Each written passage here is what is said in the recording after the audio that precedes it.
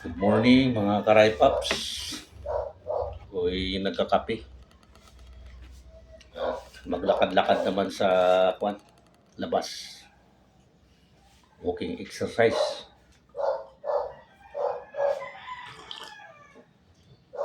Nakapaghanap ng kamuti para lagain sa umaga. Almusal. Ito, may saba tayo, saging, linaga. Yan, kain tayo mga karaypaps.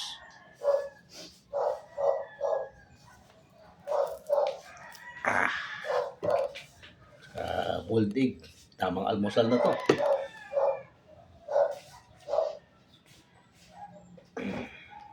Kain tayo mga karayps.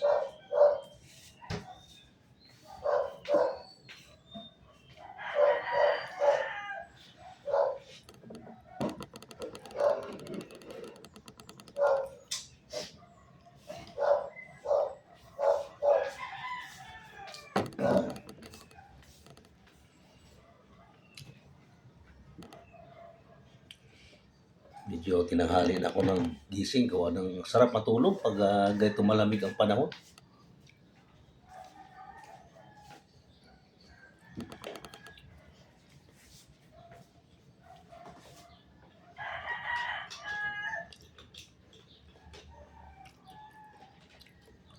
Sanang bumangon, kailang wala medyo sumisikat ang araw.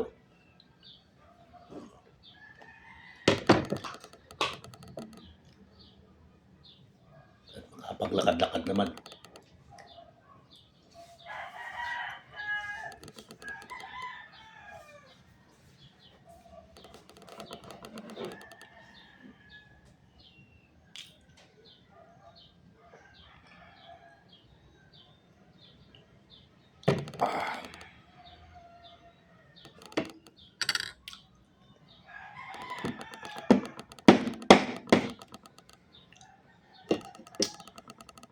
Tamang kombinasyon lang to. Itlog at saka sabang na saging na linaga. With kape.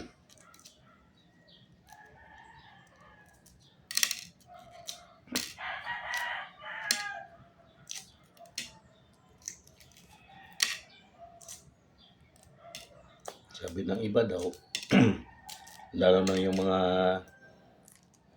nag-gym, maganda daw itong itlog at saka linagang sabak na saging kombinasyon. Pangpamasil daw sabi nila to.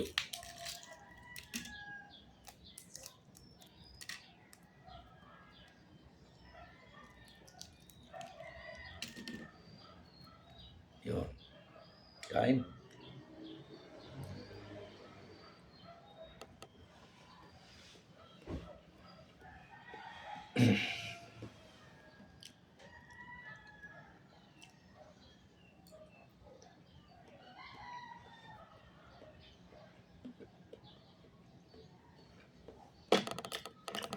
Okay naman siya.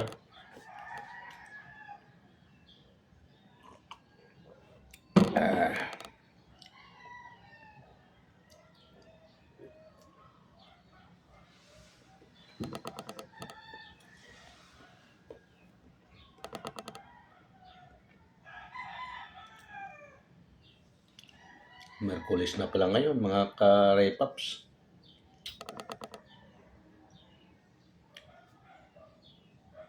Di ko alam kung anong pizza ngayon.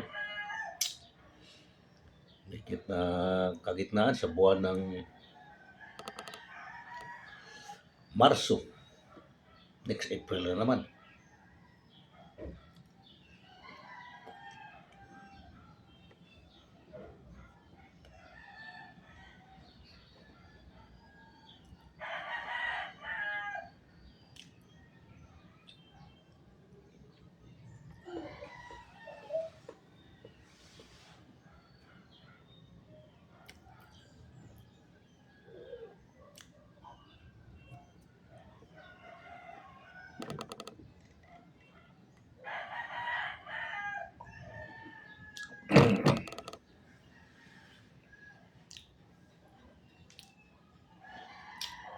Ako'y mamadali ko itong aking ginagawa at makapaglakad-lakad na.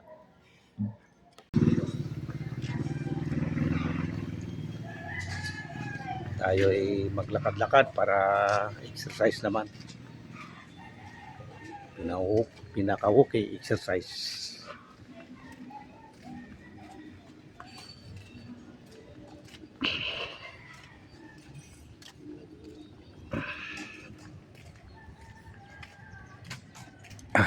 Mahaba-haba rin itong lakarin ko.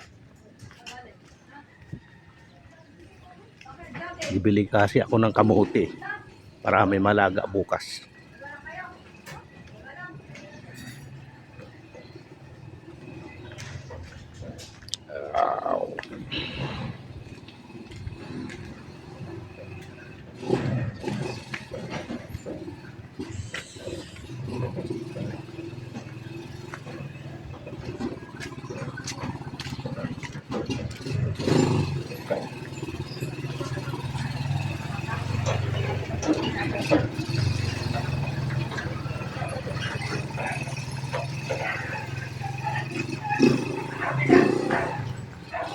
Hindi na yung init ng araw. O hindi pa naman gaano masakit. Tama lang naman ang lapat sa balat.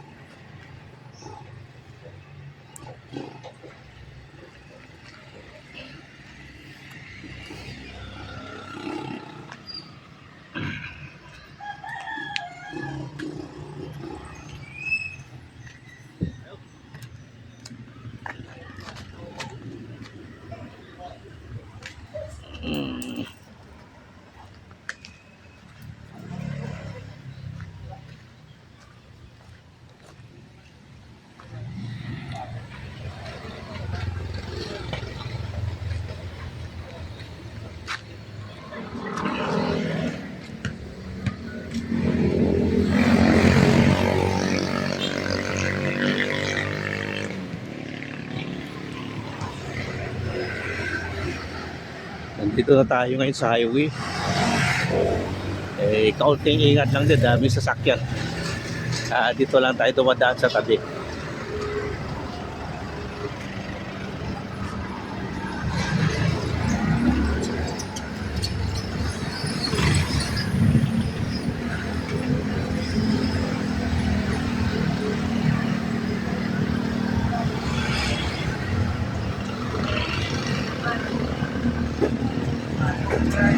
Tatabi tayo, hirap. Maraming sasakyan eh.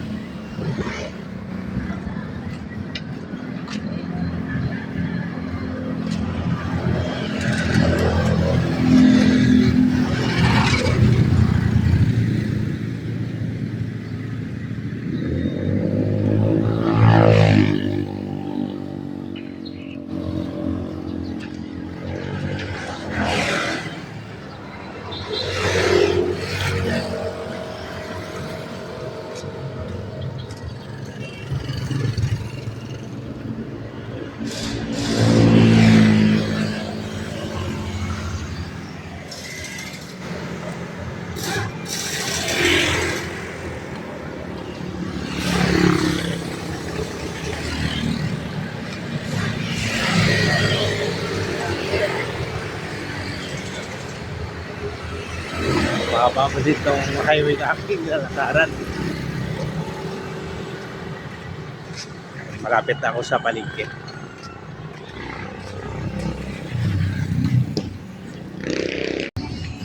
Bali, nagbili ako ng mani at saka kamuti. Yan. Yan.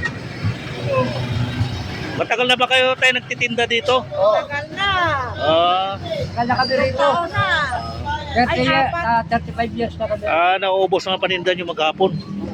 Kasi si tatay, mayroon silang saging na paninda. Oo. Malapit lang. Mayroon din silang saging dito nga paninda. At saka kamuti. Yan, may mani din sila. Nakabili din ako dito ng mani. Pula kalsada kami. Ha? Pula kalsada kami. Ini-interview ko si tatay dito sa kanyang stall. Matagal na pala sila dito. Yan. 35 years. Ganito lang ang kanilang hanap buhay. Yan, simple lang. Sa maghapon ay nakakaraos na rin. Yan. Nagbili na rin ako ng mani at saka kamuti. Yan. Kita nyo naman. Yan. At saka mayroon din pala silang gulay dito, gabi. At saka malunggay. Ito isang kariton lang ito, pero halos kompleto sila sa paninda. Yan. Yan. Sino pangalan nila, Nay? Veronica. Kayo, Tay. Elias po. Ayun. Ayun, na-interview natin sila sa Esponilla. Esponilla. Esponilla kami. Yan. Kami. Mga baka. Ako. Siguro, anong taong kayo dito nanirahan? Ano na nga, 35 na, ano? Ay, buhay pa yung pangko. Buhay pa yung ako. Buhay pa yan. Nagtatrabaho ko sa yung pangko kasi. Nagsitinda pa kami dati ng biskwit. Oo. Dito, mga Karay Paps, itong lugar na ito ay dati lang ito Katalahiban. At saka itong highway na to, rough road lang noong unang panahon, 1980s. Yan. Ngayon may palengke na rito. Yan, public market. Tsaka marami na rin mga business dito yon, kagaya ng drugstore. Yan. At iba pang mga business establishment na dito. Yan. Kaya inyo matutungan yan. Matutubrahan ka niyan. Yan siya, isa sa kasister ko, followers ko rin yan. Yan. Tsaka bukod dito, mayroon dito karniyan sa labas. Yan. Inyo matutungan yan. Sige po, yun lang mo. Tayo ay uuwi na. Uuwi na tayo. Nakabili na tayo ng kamuti.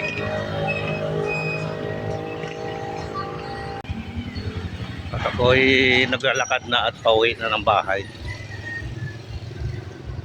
Dito sa babaan na kalye na to.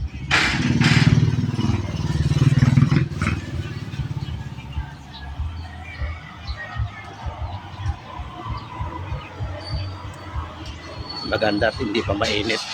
Kaya tama lang maglalakad-lakad.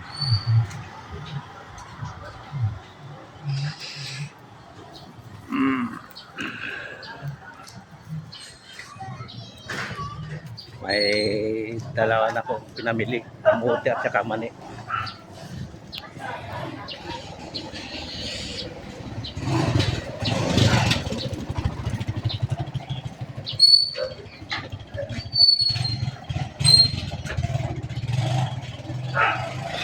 Medyo makabikabaan ang kalye na to. Makikinata papunta sa bahay.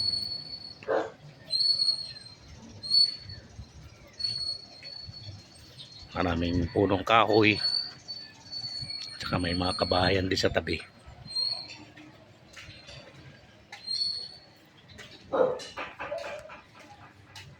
Medyo palusong itong aking dinadaanan. Ingat lang din, madulas. Binabasa kasi nila eh. Kaya kaunting ingat lang din sa paglakad.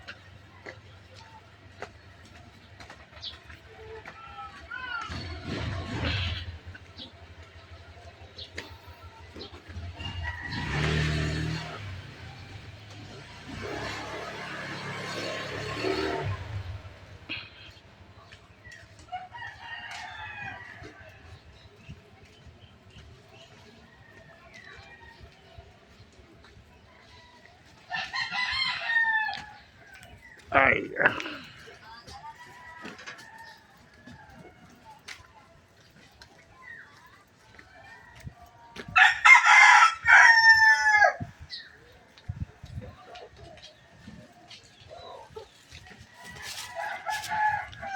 Malapit na ako.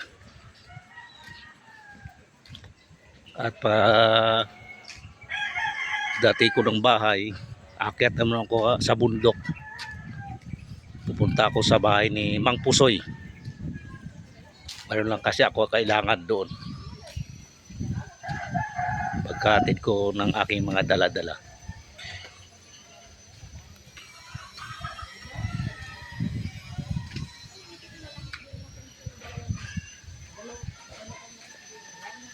Malapit na ako.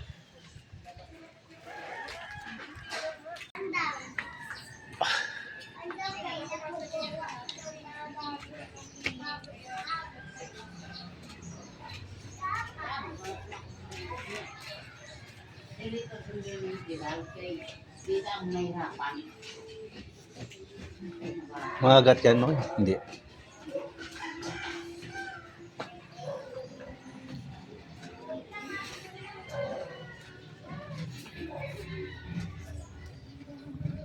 Akyat ako ng bundok. Patarik pala ito. Meron akong kailangan doon sa kay Mang Pusoy. Matarik itong dinadaanan ko.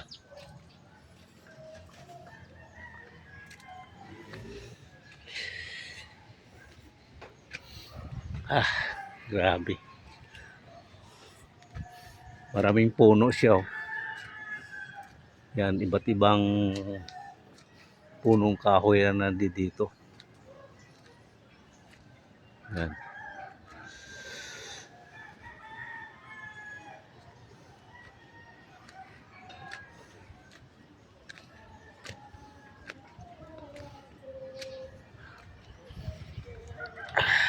Lunti ang punong kahoy ang nandito sa dinadaanan ko.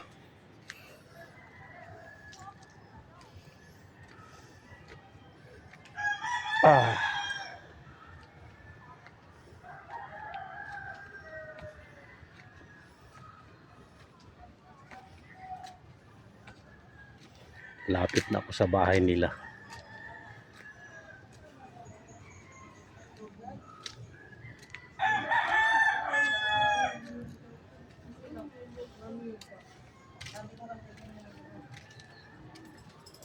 Ha? Malayo pala to. Ako'y magsasabit lang sa ako ni Mrs. Nakalab pa ko dito. Nakalab pa tayo dyan. Upo muna ako dito magpahinga ha. Napapagod ako eh. Malaki akiyatin pala ito, mahaba-haba. Yan. Nandito ang mga followers ko. Hello. Yan, hello. Hi. Yan. Mga followers ko to, hi. Hello po. Oh, yun. Yan. Nandito ako ngayon sa bahay ni Mang Pusoy. Followers po, sampay. Nandito sila. Yan. Ako'y may natid lang dito. Dahil pala dito aso sa dinadaanan ko. Natatakot ako, baka ako kagatin. Daming dyan ko yan, nasa lubo nga. Dito sa lugar na ito ay maraming puno. O, iba't-iba't na puno ang makikita dito. May mangga, langka, santol, At marami pang iba. Bukod sa mga punong kahoy dito, may mga kabahayan din dito sa ilalim ng punong kahoy.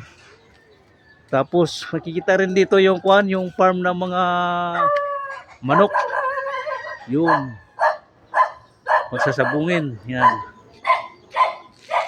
Yan. Natawag ako ng aso. Yan. At ako'y babalik na doon sa aking pupuntahan. Sige, maraming salamat. Oh. Thank you for watching.